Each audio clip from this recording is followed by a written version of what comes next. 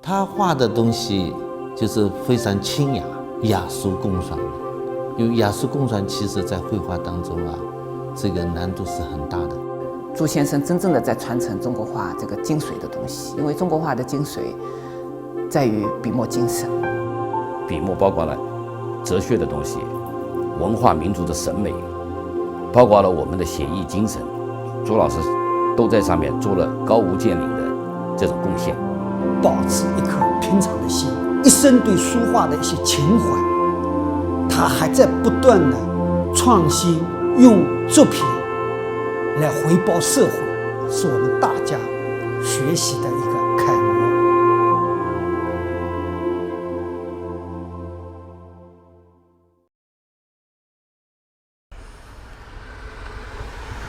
2021年11月的一天，浙江省浦江县吴福之纪念馆迎来了一位长者。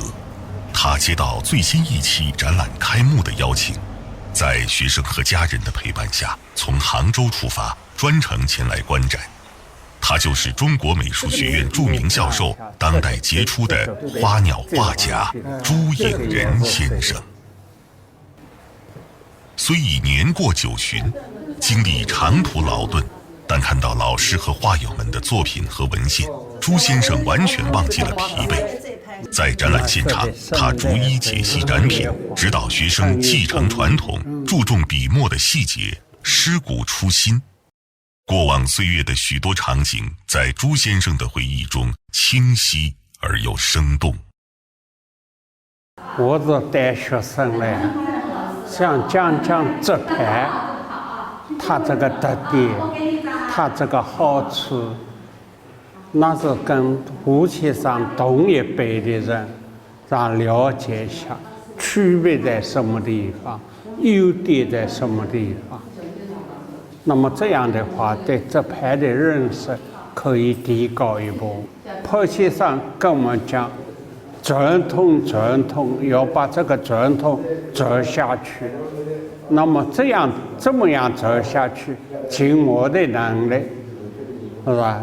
在我讲解，让人家了解。在作品前凝神静观，朱颖仁先生仿佛听到了前辈恩师的谆谆教诲。对于先生，朱颖仁无限尊崇。先生的博识和独到的见地，一言一行、一笔一墨，都充满着人文的亮色和情感的温度。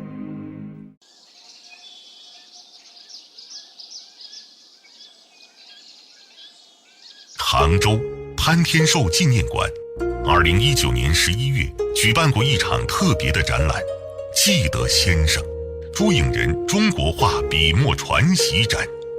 这次展览以朱颖仁求学从教、传承研习的历程和相应作品为内容，展现中国美院以潘天寿、吴福之等为代表的老先生们的教学思路和方法。他做展览也不说我必须要请谁，他没这个要求的，他完全就放手让我们做。他只认准说你传播弘扬，潘天寿先生这一辈的艺术，在弘扬中国画的特点和精神，他就非常认可，很无私的把他的所有的收藏品都奉献出来给我们展览。这是一堂关于中国画笔墨的公开课，也是一个时代的回忆。而朱先生却始终保持着低调和谦逊。在开幕式上，他淡淡地说：“我是来交作业的。”记得先生一方面表现朱先生他对老一辈他自己老师的一种尊敬。记得先生不仅仅记得先生的山高水长这种道德品格，另外一方面也记得先生怎么教他们的，怎么教他们，然后他们又怎么去教学生。记得先生还传达了另外一层意思，就是要记得我们的伟大传统，要记得我们这个老祖宗传下来的中国画的精髓和高度。记得先生不能忘记我们热爱这个美术事业的这个初心。记得先生就是要坚持我们的民族文化的自信心。记得先生就是要我们紧随时代，守正创新。这个决心所以我想就是纪德先生就是重温经典，薪火相传，生生不息。这里是朱颖人的家乡，国家历史文化名城常熟。自古以来，七溪流水，秦川入海。黄公望、周之勉、王辉、吴力等大家在此地灿然而出。虞山绵延着千年的风雅文脉，成为江南乃至中国画坛的高地。1930年，朱颖人出生在常熟大步道巷的一个商人家庭。父亲希望排行老四的他能接班，想出了一个法子，在店里有生意的时候，让他招待来的客人；没有生意时，可以在账台上画画。14岁时，父亲带他到苏州拜访画家陈家安，为了学习的方便，就拜陈家安在常熟的学生蔡卓群为师，开始学习中国画。跑去拜蔡先生嘛，就是磕头啊，磕了3个头，教了下蔡先生。我每一个礼拜去一次，去的时候他都画给我看，画张小册页。那么画了以后呢，我把它拿回来看临摹。那么他想不是讲话很多，但不过他画得很认真，一笔一笔这么画出来，他都给我看。2年以后，我脑子是考虑，我不喜欢做生意，父亲也没有带我到店里去做账的。我想将来生活怎么办？我想做一个小小的美术老师。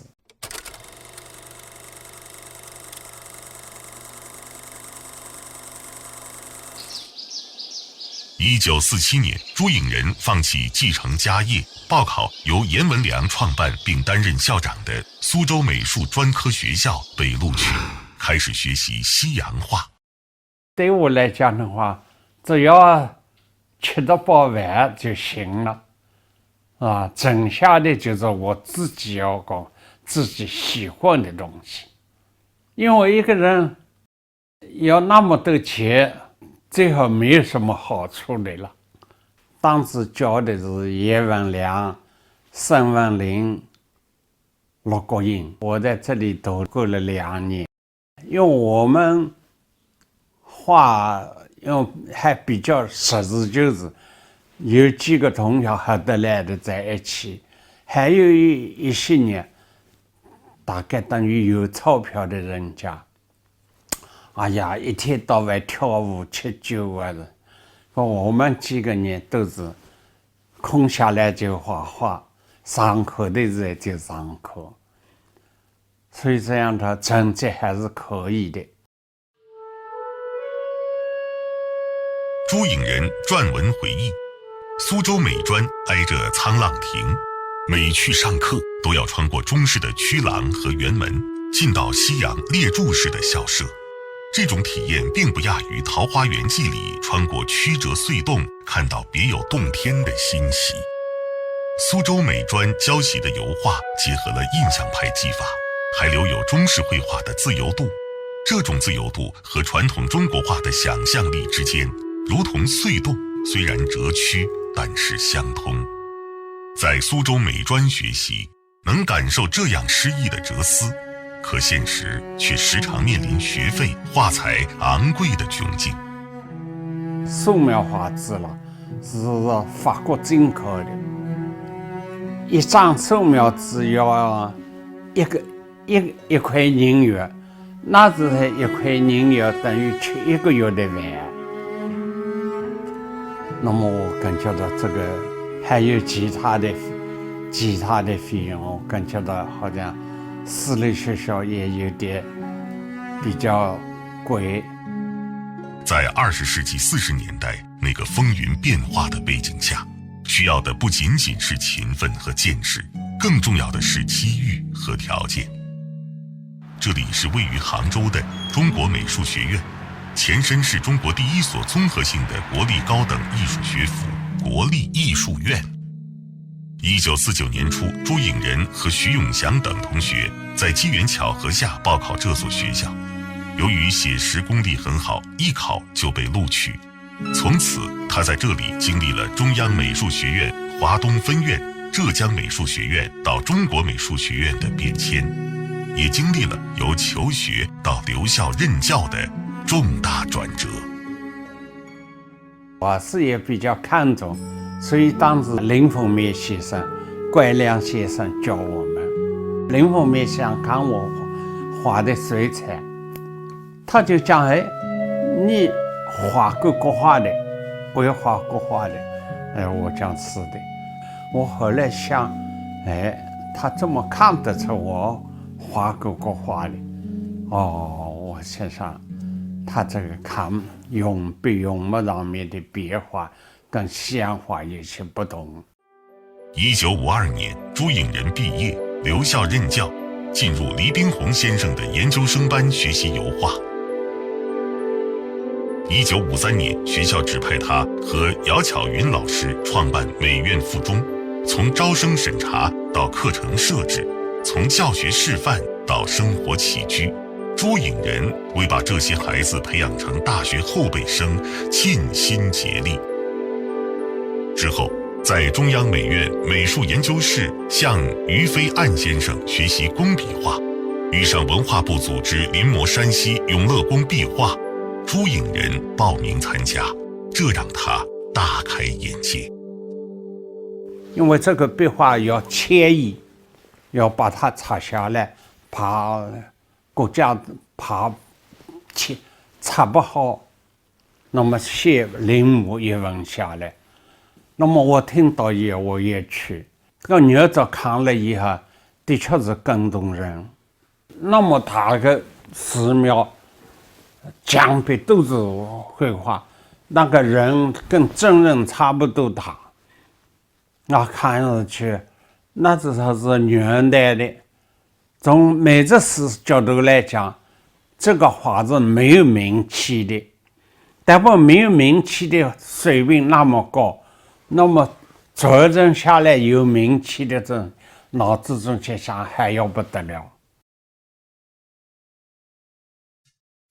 杭州西湖南山路上的这栋青砖小楼，中西合璧，古朴雅致。它曾经的主人是在中国现代艺术史和艺术教育史上赫赫有名的大家潘天寿，正厅是他的画室兼书房。今天这里的陈设还保持着当年的模样。1960年底，一场拜师仪式在这里举行。根据中央提出的抢救文化遗产和传承民族绘画的要求，美院让几个年轻教师拜老先生为师，朱颖仁成为吴福之先生的入室弟子，同时得到潘天寿、朱乐三先生的指教。这次拜师是美院历史上绝无仅有的一件大事。可是在拜师前，朱颖仁却有点犹豫。跟我讲的时候，我脑子还想不通。哎呀，我想西洋画，我是喜欢画人物的。我跟老师吴福之先生讲，我是学西洋画的，我没有学过国画。吴先生讲了一句话，他讲不要紧的，你可以作为本鸟先飞。我想这样的话，吴想肯教我，那很好。开始拜的时候呢，跑天寿先生、吴福之先生、朱乐三先生在跑先生家里当为书记的，国画系的支部书记都在，我们几个人也在。跑先生讲一句话，他讲：你们拜师并不是你们要学，我们教你们，就这样说拜师了。办事其实是要教你们把中国的绘画传承下去。哎呦，我听了也，那这个人郑重了，是吧？要传承这个中华画传统，在我们这一代中间不能脱掉。那么加深了我学国画的决心。那么我这之后，我觉得我西洋画不画了。朱颖人回忆，1960年这一年，在我心里并不亚于我出生的1930年。从这年开始，他从写意花鸟画大家那里学到了全面修养和精研笔墨的方法，由此构筑起自己的花鸟艺术基础。画风由早年启蒙的吴门及海派转入浙派，展现由修养与能力交融起来的才华，直取写意国画的上乘格调和精神品质。这是朱颖人整理的潘天寿、吴福之、朱乐三刻图画稿笔记，曾以名家讲学笔记为名多次出版，对中国画的学习、研究、传承都具有十分重要的意义。这些大小不一的笔记本，纸张泛黄，泛着岁月的痕迹。当年朱颖人还是一个年轻学子，他记下了授业导师的言传身教，对笔墨、构成、色彩、美学等论述的要点，以及自己对绘画的感悟。当他编著这本书时，老先生早已离去，曾经的青年也已到了老先生那时的年纪。岁月无情，笔墨有痕，这种记录是回望，也是画艺和思想的传承，对于后辈是一种温暖，也是一种幸福。我本科的时候就看过这本书，我觉得这本书太好，影响了像我这样的学生。就是我可能不是国画系毕业，但是我看了这本书以后，我觉得受益非常大，而且它是真正从国画的，国画好在什么地方，它的特点在哪里，要怎么学，非常的具体，非常的实际。那么像这样的书，它是长销的，它是一代一代传下去的。20世纪70年代末，中国社会走过浮云蔽日的特殊岁月后，迎来了人性全面复苏的春天。朱颖人耕耘于国画教坛第一线，并协助陆亦菲先生招收培养了美院第一批硕士研究生，成为那一代教师中为数不多的从美院附中、本科生一直到研究生参与教学全过程的老先生之一。他秉承前辈的传统美德，把技法经验毫无保留地传授给学生，彰显出一位美术教育家的人格魅力。他已经不是像小学生教我们那样怎么画，而且跟我们讲的是体会、感情、心性，就是你对事物的悟性。他就跟我们讲，中国画笔墨是正道，然后疏密、构图、构成，让我们多学一些课外的东西，不是专程的，就是在技法上，技法之外，还有情感的表达、心性的表露。朱老师来上课也是，很早就到了，我们有时候还迟到，先生是很早就到了，来了以后给我们指点，话语不多，但是都在关键上面。他知道要给我们一个消化的过程，因为我们四面八方来的，那个基础你可想而知，做学生嘛，肯定很多方面都不足的，所以先生也不着急，他就用他的这个很斯文的这个语气语调给我们讲什么叫疏密，到现在我都记得住的。就是说一张画最重要的还是疏密。实际上我的现在理解就是说，这个构图的摆布，它的这个布局，多样的统一，怎么的呼应，其实这里面有很多东西。这两个字我们一直悟到现在，就跟笔墨两个字一样的，很难悟透，因为它包含的内容太多了。我记得朱老师对我们几个同学，我们不适应这个南方的这个很冷的这个气候，阴雨天的时候，朱老师都很关心我们。这是朱颖人倾尽心力、激情奋进的时期。他是学生们艺术的良师，生活的益友。在他看来，这些都是他应该做的，是一位教师应有的责任，也是自觉的担当。朱先生非常儒雅，而且谦和，人非常谦和，而且他这个人不求名利，淡泊简朴，非常简朴，对我们学生非常好，不仅在专业上对我们好，尤其是在我们生活上也给予了很大的关注关心。举个例子，比如说我们下乡，当时大家条件都不太好，朱老师带我们苏州、南京、扬州一路上的这个给我们同吃同住同行，而且这些费用基本上朱老师跟他的朋友们替我们解决了。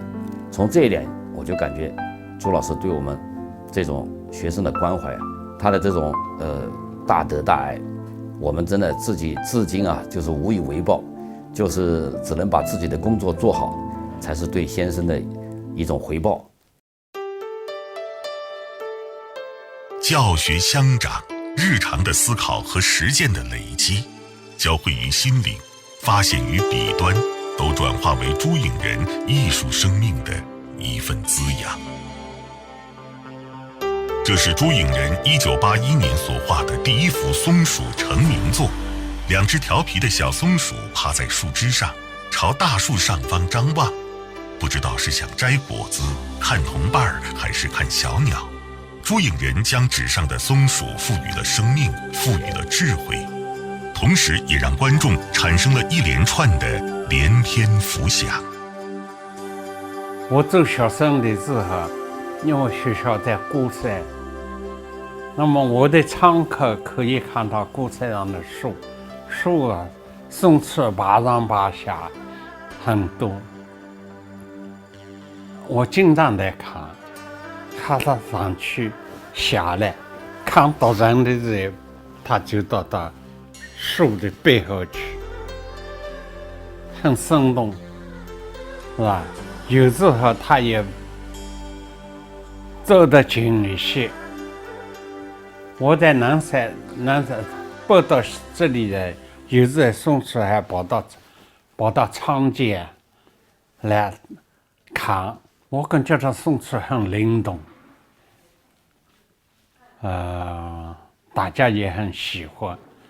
那么这些神态呢，就因为我画过西洋画的，很敏感，我在看了好像是记在脑子里一样。画花鸟以后，我偶尔画着松树，画松树人家还感觉到很喜欢，你给我画着松树。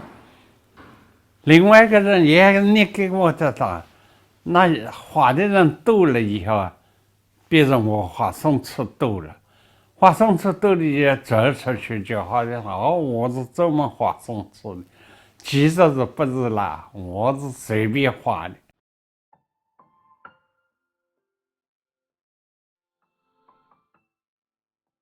从此，朱颖人画松鼠就一发不可收拾，爬的、跳的、吃食的、打架的，各种姿态的松鼠，朱颖人总是信手拈来。中国画动物，它有个说点，轮廓不是很正确，所以有时候画的形象不是很生动。那么我感觉到你应该好好观察，所以我对动物，什么动物我都要注意一下。我上课的时候有一个学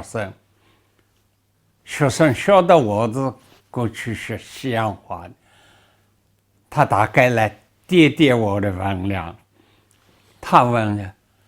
他讲老师，鸡的眼睛啊，眼皮是下面上去还是上面下来？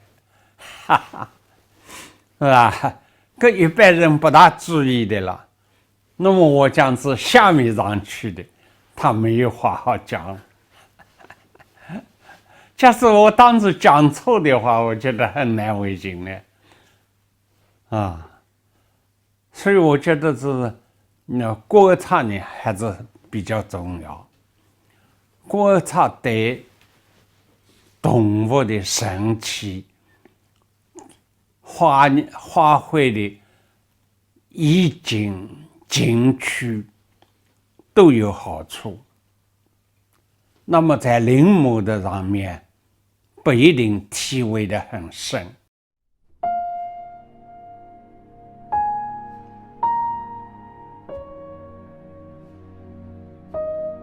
朱影人追踪松鼠的足迹，这一追一画就是30多年。他在一幅松鼠图中记下自己的感慨：松鼠松鼠，振笔追事，废纸3000，如何求是？正是有了这废纸3000，他笔下的松鼠才有了生气、灵气和人气，一个个呼之欲出，仪态万千，令人叫绝。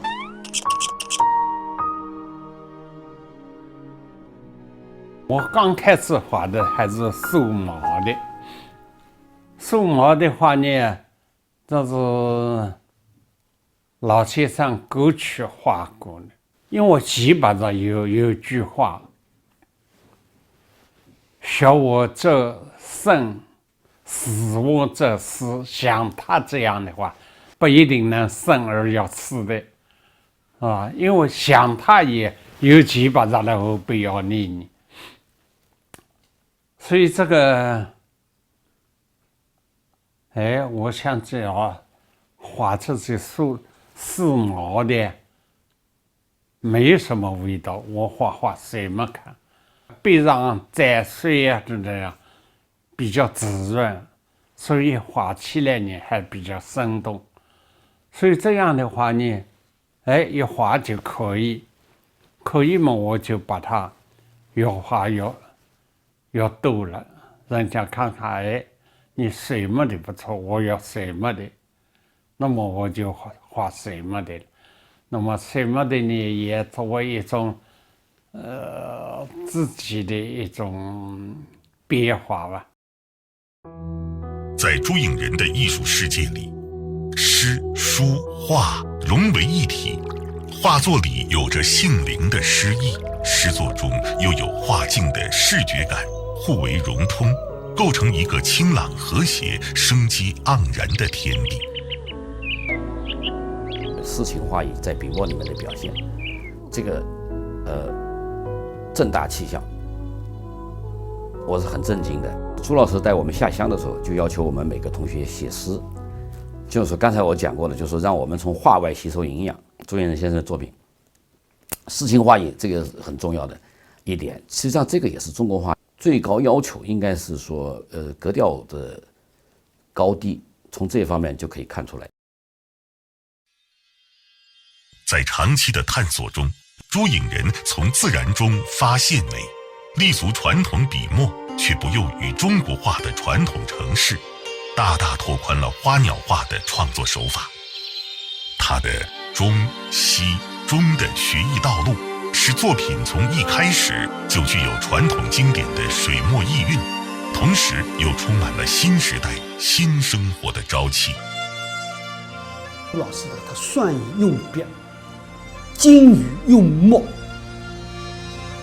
他既注重他传承传统的笔墨，但是他又不守旧不固守，特别注重这个绘画里面的线条变化。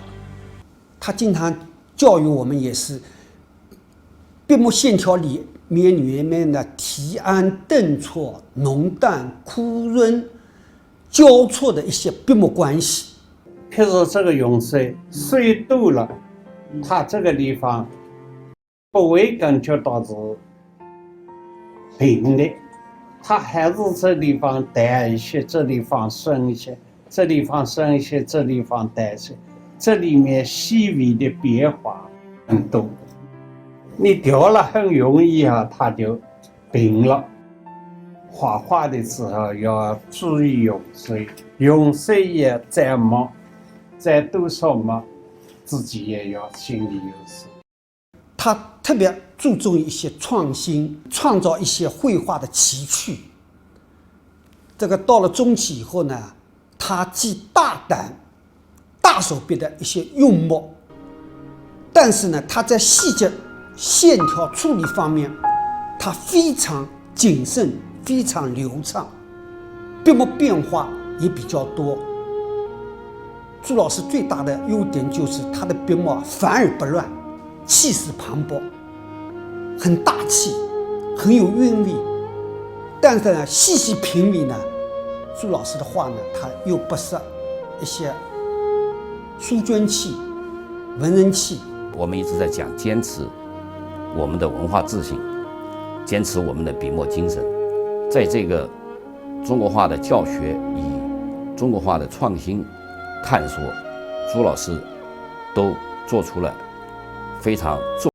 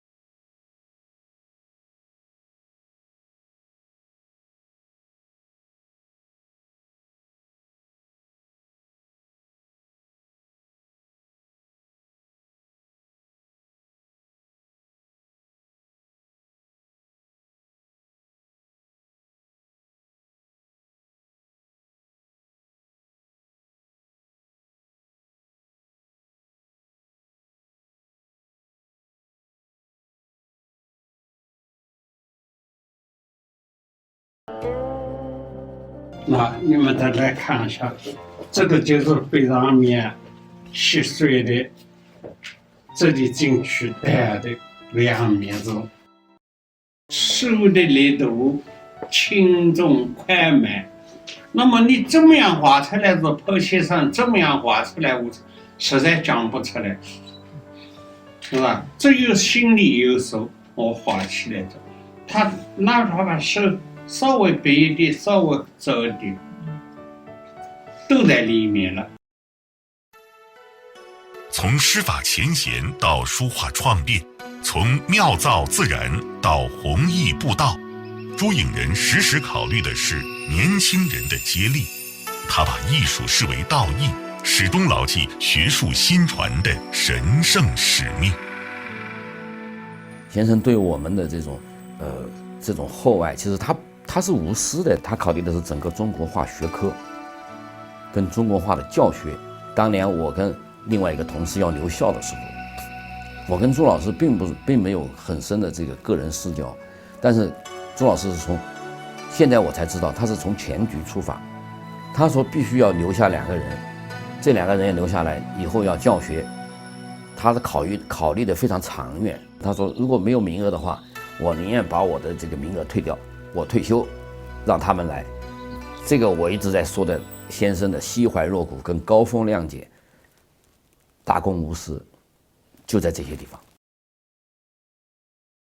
江苏省美术馆对各位来宾的莅临表示热烈的欢迎，同时对展览的开幕表示。2019年6月22日，由中国美术家协会、中国美术学院、常熟市人民政府主办的稻城东南朱颖人中国画创作与思考特展在江苏省美术馆举行。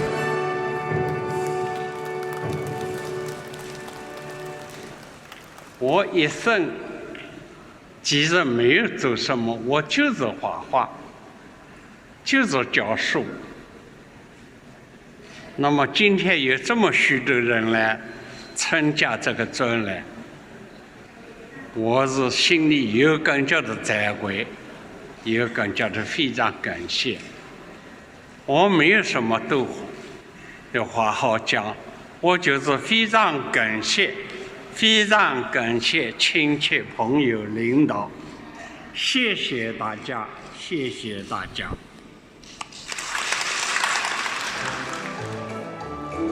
开幕式上首发的同名作品集，准确生动地呈现了朱颖人的化学思想、人格精神及其丰沛的艺术实践，更是对薪火相承的学术脉络进行的系统总结。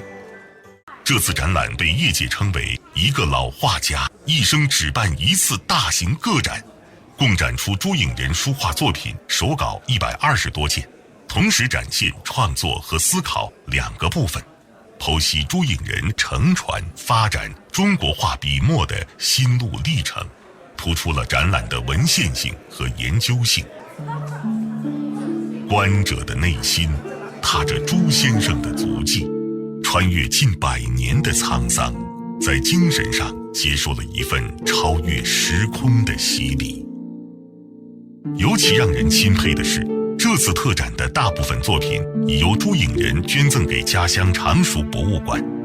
2016年，他捐赠了61件作品；2019年，又将不同时期的57件代表作和68件教学示范及刻图画稿，施贝、陈家安、潘天寿、朱乐三的5件书画手稿，共计130件，一并捐赠给常熟博物馆。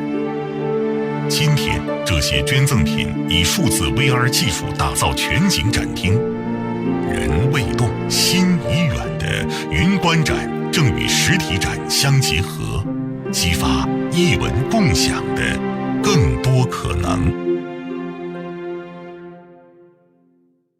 稻城东南朱颖人中国画作品的这个研讨会，我们就现在开始。那首先介绍的是我们的主讲，也是我们研讨对象朱颖人老师。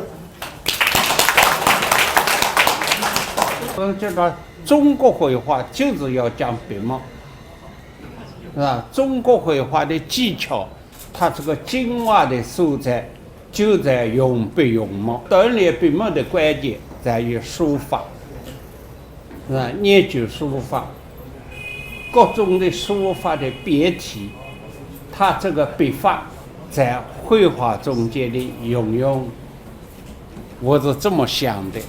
以笔墨为核心上绘画越来越少了，在北京几乎看不到。朱老师这个展览呢，又让我们倒回头来在思考这个问题。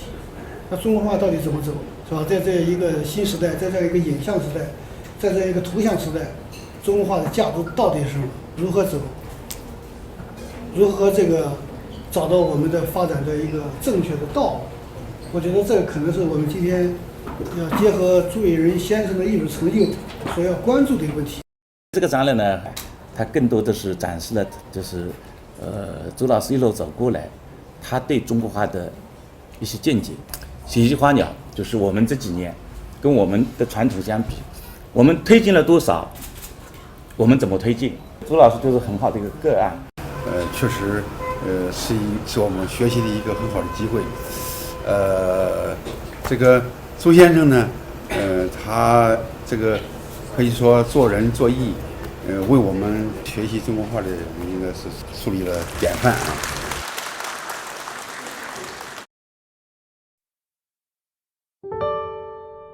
如今，93岁高龄的朱颖人先生过着极其简单而平静的生活，每天笔耕不辍，乐在其中。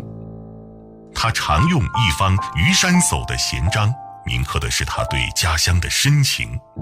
我经常去看老师，朱老师真是活到老，学到老。他每天养成的习惯就是写字、练字。他经常跟我说：“你每天不能少于2个小时的时间来练字，你不要满头于画画。你把字练好了，写字的线条用到绘画上去，你的画就提高了。”近年来，朱先生在大写意水墨画领域大胆探索，找寻文脉图像在非具象世界里的纯粹意义。他从早期创作山雨欲来温味之时，营造清朗温润的画面气氛而获得启示，认为大写意水墨画关爱在如何用水，尤其是较大面积的用水，用得好不好是关键。用水之难在于要让墨色显得软而不弱，从创作笔痕到转腾，再到一条线，他的新作脱略形迹，放逸自得，见水墨画境，自成一片新的天地。有人跟他说：“你能不能画点当代水墨？”他说：“我也可以试试。”但是在这个试的过程当中，我觉得就是很有探索性，因为它这里面也触碰到了中国画到底能不能走向当代，如何走向当代的问题。他把握了中国画核心的东西是什么。那他如果放开去的时候，他就像放风筝，我们说放风筝一样，就是吴冠中曾经说风筝不断线，是吧？这根线是什么？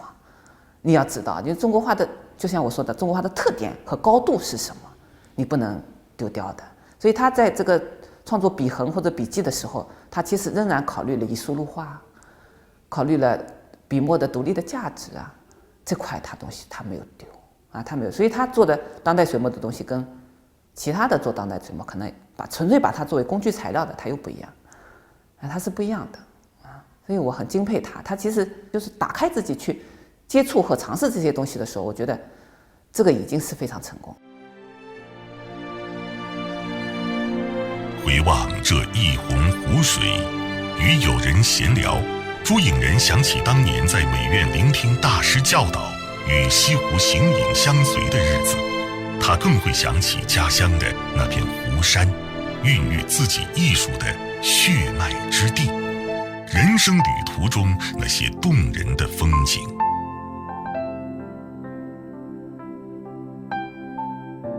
入世可曾有追求，一生偏向画中游。仰天迎笑逢时好，虚实相生能自由。朱颖人写下的这首诗道出了内心所求。作为中国美术史上承前启后的一代艺术家、美术教育家，朱颖人传承发扬了花鸟画的新技法，以自成一格的笔墨彰显文人的风骨，为当代中国花鸟画增添了新的经验与财富。透过作品，我们可以感受他的敦厚与虔诚，事业的坚守与弘毅，那饱含生命真率之气化育而成的一种精神，传情养心，滋润山河。